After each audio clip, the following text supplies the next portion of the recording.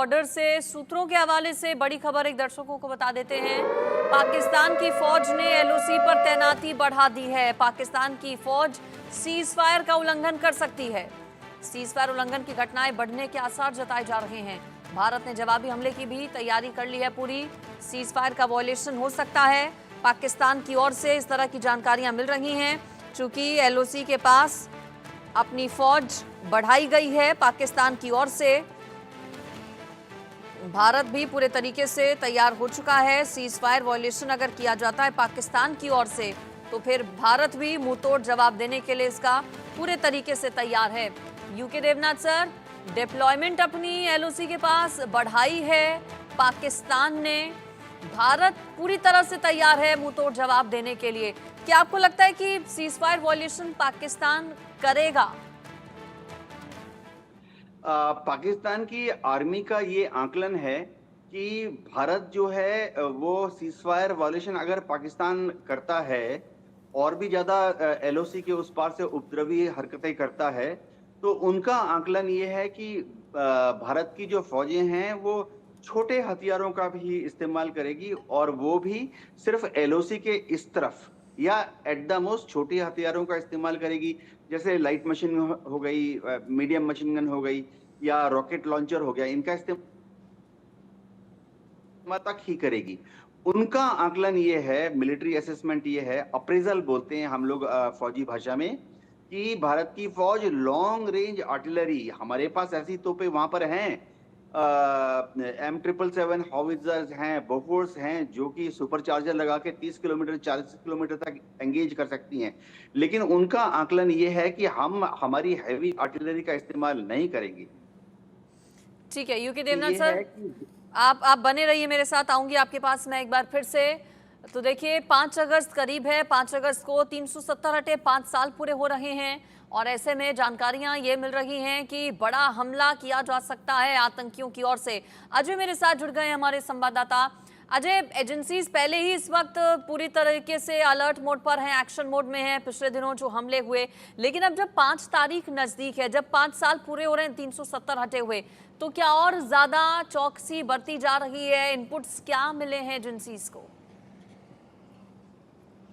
देखिए, लगातार इस चीज की आशंका जताई जा रही है कि पाकिस्तान लगातार बौखलाया हुआ है और पाकिस्तान बौखलाहट में ही कई आतंकी हमलों को अंजाम देने के प्रयास जो है वो कर चुका है। और खासतौर पे 5 अगस्त वो दिन जब जम्मू कश्मीर से दफा 370 और 35 को हटाया गया था और जम्मू कश्मीर का पूर्ण विलय जो है वो भारत में हुआ था, जिसे लेकर पाकिस्तान और तमाम ऐसे अलगाववादी नेता जो है वो बातें कहा करते थे। उसके बाद पाकिस्तान में बौखलाहट की वजह जो है और है, और खासतौर पर इस 5वीं एनिवर्सरी पर 370 और 35 की टूटने पर पाकिस्तान की तरफ से आतंकियों को इशारा किया जा सकता है कि वो जम्मू कश्मीर में किसी बड़े आतंकी हमले को अंजाम दे, और उसी के चलते जो है तमाम सुरक्षा बलों के जो लोग हैं उनको जो है अलर्ट कर दिया गया है, चाहे वो जम्मू के या कश्मीर के तमाम जिले हैं उन पर। और खासतौर पे जम्मू खिते में अगर आप देखें, राजौरी हो, पुंछ हो, किश्तवाड़ हो, डोडा हो, सांबा कठुआ का इलाका हो या उधमपुर, रियासी, रामबन का इलाका, हर जगह जो है वो अलर्ट किया गया है ताकि पाकिस्तान के नापाक इरादे जो हैं उनको नाकाम किया जा सके। अगर आप देखें तो जिस तरीके से लगातार पिछले कुछ समय में आतंकी घटनाएं हुई हैं वो इशारा करती हैं कि पाकिस्तान की तरफ से ऐसी कोशिशें की जा रही हैं कि जम्मू कश्मीर में एक बार फिर से डिस्टर्बेंस की जाए, क्योंकि 370 और 35 टूटने के बाद जो शांति का दौर शुरू हुआ था, जो यहाँ पर तरक्की का काम शुरू हुआ, वो पाकिस्तान को सूट नहीं करता और पाकिस्तान इसीलिए आतंकियों के जरिए जम्मू कश्मीर में किसी बड़े हमले को अंजाम देने की कोशिश कर सकता है। बिल्कुल, 370 हटने के बाद बड़े बदलाव जम्मू कश्मीर में देखने को भी मिले थे यूके देवनाथ सर, चाहे वो G20 का सफल आयोजन हो, टूरिज्म सेक्टर में भी एक बहुत बड़ा बूम, एक बहुत बड़ी ग्रोथ देखने को मिली थी, लोकसभा इलेक्शंस में किस तरह लोगों ने बढ़ चढ़कर हिस्सा लिया, शांति हमने देखी वहां पर, मुहर्रम पर यात्रा भी निकली, श्रीनगर के लाल चौक पर तिरंगा झंडा भी फहराया गया। इस सब से बहुत ज्यादा बौखलाहट पाकिस्तान में, वहां के आतंकियों में। अब जब 5 साल पूरे होने जा रहे हैं तो जाहिर है बेचैनी और ज्यादा बढ़ रही होगी पाकिस्तान की और आतंकियों की।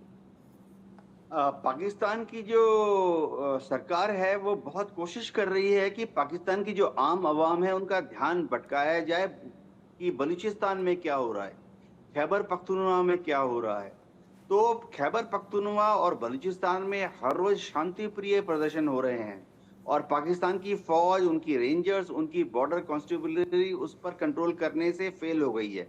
और तो और अब रिपोर्ट ये आ रही है कि पाकिस्तान की जो आईएसआई है वो भाड़े के टट्टुओं द्वारा सुपारी किलिंग के पैसे दे रही है ताकि ये जो चरसिए होते हैं, ड्रगिस्ट होते हैं और ये हथियार के जो माफिया होते हैं, ये जाकर बलूचिस्तान में जो पीसफुल प्रदर्शन हो रहा है उनके नेताओं को मारे। ध्यान भटकाने के लिए वो भारत में भी ऐसे ही कार्रवाइयों को अंजाम दे रहे हैं। उनको पता होना चाहिए कि भारत के कश्मीर में अभी एकदम सुकून है, पीस है, अमन है। कोई भी कश्मीरी, आम या खास कश्मीरी, फिलहाल किसी भी तरह से अपने को पाकिस्तान के साथ नहीं देखता है। अभी जम्मू एंड कश्मीर में आप जाएंगे तो 100 में से 99 आपको लोकल ऐसे मिलेंगे जो कि भारत के साथ खुश हैं। हाँ, पाकिस्तान को क्या नहीं सुहा रही है कि हमने जम्मू कश्मीर में लोकसभा के इलेक्शन इतने सक्सेसफुली कंडक्ट करा लिए।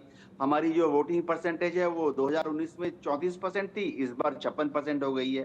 पाकिस्तान को क्या नहीं सुहा रही है कि इस साल हम फिर से एक सही लोकतांत्रिक व्यवस्था के अंतर्गत अगले महीने जेएनके में असेंबली की इलेक्शन करा रहे हैं। तो पाकिस्तान को जेएनके की, भारत के जो जम्मू और कश्मीर में उसमें जो अमन चैन है, उसमें जो प्रगति हो रही है, फूटी कौड़ी, फूटी आंखों नहीं सुगा रही है।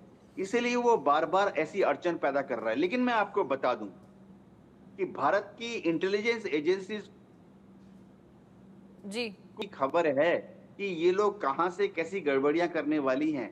सुरक्षा एजेंस भी बहुत चौकन्ने हैं। श्रीनगर से लेकर दिल्ली तक सुरक्षा एजेंसीज ने चप्पे चप्पे पर घेरेबंदी की हुई है। अगर वो कोई उग्रवादी कार्रवाइयों को अंजाम देने की कोशिश करेंगे, ना सिर्फ पकड़े जाएंगे वरन मौत के घाट भी उतार दिए जाएंगे। जी। बिल्कुल।